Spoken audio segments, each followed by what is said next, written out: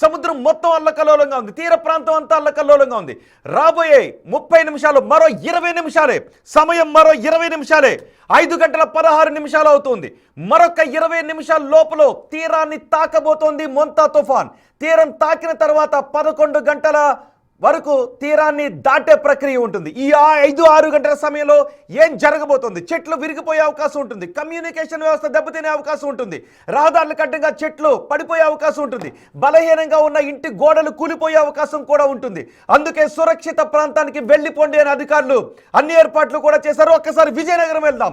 విజయనగరం నుంచి సమాచారం అందించడానికి మా ప్రతినిధి శివశంకర్ మనకు అందుబాటులో ఉన్నారు. శివశంకర్, విజయనగరంలో తీర ప్రాంతంలో మొంతా తుఫాను ప్రభావం ఎలా ఉంది? రోహిత్, మనం ఒకసారి విజయనగరంలో భోగాపురం పూసపాటి మండలంలో తీర ప్రాంతం ఉంది. సుమారు 26 కిలోమీటర్ల తీర ప్రాంతం అయితే విజయనగరానికి ఉంది. అయితే అక్కడ ప్రస్తుత పరిస్థితి మనం చూసుకుంటే విజువల్స్ లో సుమారు 30 నుంచి 50 మీటర్ల వరకు ముందుకు వచ్చింది సముద్రం మొత్తం అంతా కూడా. మత్స్యకారులందరూ కూడా భయం గుప్పిట్లో బతుకుతున్నారని చెప్పుకోవచ్చు. బీభత్సమైన గాళ్లు కూడా వీస్తున్నటువంటి పరిస్థితి మనకు కనిపిస్తా ఉంది.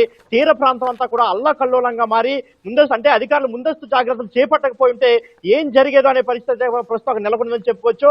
ఒక తీర ప్రాంతమే కాదు, మిగిలిన ప్రాంతాల్లో కూడా పరిస్థితి అలానే ఉంది. అటు ఎస్కోట నియోజకవర్గంలో మనం చూసుకుంటే ఇప్పటికే వరి నాట్లన్నీ కూడా పూర్తిగా నేలకొడినటువంటి పరిస్థితి కనిపిస్తా ఉంది. పార్వతీపురం మన్యం జిల్లాలో అయితే మరింత దారుణం. మట్టి ఇళ్లు అయితే సుమారు 2 ఇళ్లు ఒకేసారి కింద పడిపోవడం చూస్తున్నా. కుటుంబ సభ్యులు ఒక్కసారిగా ఇంట్లో నుంచి పరుగులు తీయడంతో ప్రాణాలతో బయటపడ్డారని చెప్పుకోవచ్చు. మరోవైపు మనం చూసుకుంటే అటు తాటిపూడి ఒక రిజర్వాయర్ అయితే రిజర్వాయర్ అనేది నిండుకుండా తలపిస్తోంది. ఇప్పటికే సుమారు 2000 క్యూసెక్లు పైగా నీటిని అయితే అధికారులు కిందికి విడుదల చేశారు. సో టోటల్ గా ఎక్కడ చూసుకున్నా కానీ తుఫాను బీభత్సం అయితే కనిపిస్తా ఉంది. ఎక్కడ చూసినా అల్లకల్లోలం కనిపిస్తా ఉంది. మరోవైపు అంటే ఒకసారి మనకి గాలు చూసుకోవచ్చు. ప్రస్తుతం మనకి తుఫాను యొక్క తీవ్రత చూసుకోవచ్చు. ప్రస్తుతం కంటిన్యూగా వర్షం పడుతూనే ఉంది. ఒకసారిగా నన్ను చూసుకునే ఒక గొడుగు ఏ విధంగా ఎగిరిపోతుందో కూడా మనం లైవ్ లో చూసుకోవచ్చు. అంటే తుఫాను యొక్క తీవ్రతను మనం ఒకసారిగా లెక్క కట్టవచ్చు. ఏ విధంగా విజయనగరంలో తుఫాను తీవ్రత ఏ విధంగా ఉంది ఒక్కసారిగా మనం చూసుకున్నట్లయితే గాలు ఏ విధంగా వస్తున్నాయి అంటే క్షణక్షణంగా వాతావరణం మారిపోతుంది. ఒక 5 నిమిషాలు రక్షిస్తే సుమారు గంట నుంచి 2 గంటల పాటు వర్షం కురిసే అవకాశం కనిపిస్తుంది. ఎక్కడా కూడా ఎడతెరిపి ఇవ్వట్లేదని చెప్పుకోవచ్చు. ఎక్కడా కూడా కనీసం అంటే వెలుగు అనేది కనీసం కనిపించట్లేదు. పూర్తిగా సూర్యుడు ఏమైపోయాడు అనే పరిస్థితులు అయితే మొత్తం విజయనగరం అంతా ఉందని చెప్పుకోవచ్చు. నిన్నటి నుంచి సేమ్ ఇదే పరిస్థితి మనకి చాలా స్పష్టంగా కనిపిస్తా ఉంది. సుమారు ఇప్పుడు 5 గంటల 15 నిమిషాల ప్రాంతంలో కూడా మొత్తం అంతా ఏ విధంగా చీకటి అయిపోయిందో కూడా మనం ఒకసారిగా పరిశీలించుకోవచ్చు. సుమారు 6:30-7 ప్రాంతంలో ఏ విధంగా ఉంటుందో వాతావరణం ప్రస్తుతం ఆ విధంగా ఉంది.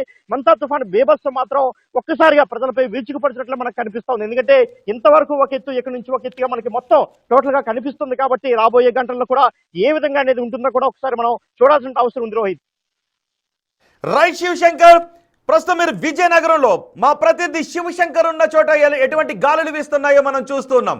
గొడుగులు కూడా వెనక్కి విరిగి వెళ్ళిపోయే గాలులు వీస్తున్నాయి. గొడుగులు మాత్రమే కాదు, చెట్లు విరిగిపోయే గాలులు వీస్తూ ఉన్నాయి. అక్కడ మొత్తం తీర ప్రాంతం అన్ని చోట్ల నుంచి బిగ్ టీవీ ప్రతినిధులు మోహరించున్నారు. ఈ రాబోయే 6 గంటల సమయంలో ఏం జరగబోతుంది? సరిగ్గా 5 గంటల 30 నిమిషాలకు తీరాన్ని తాకుతుంది. ఆ తర్వాత 11 గంటల సమయంలో తీరాన్ని దాటుతుంది. ఈ సమయంలో తీరంలో ఉండే అలజడి ఏ విధంగా ఉండబోతోంది? మొత్తం తీరాన్ని తాకి తీరం దాటే ఈ తుఫాను ప్రయాణాన్ని మీకు లైవ్గా చూపించబోతోంది బిగ్ టీవీ. అందుకే మొత్తం తీర ప్రాంత జిల్లాల్లో బిగ్ టీవీ ప్రతినిధులు ఉన్నారు. ఇది nonstop coverage, big TV nonstop coverage. మొత్తం తుఫాను తీరం తాకి దాటేంత వరకు nonstop coverage big TV అందిస్తోంది.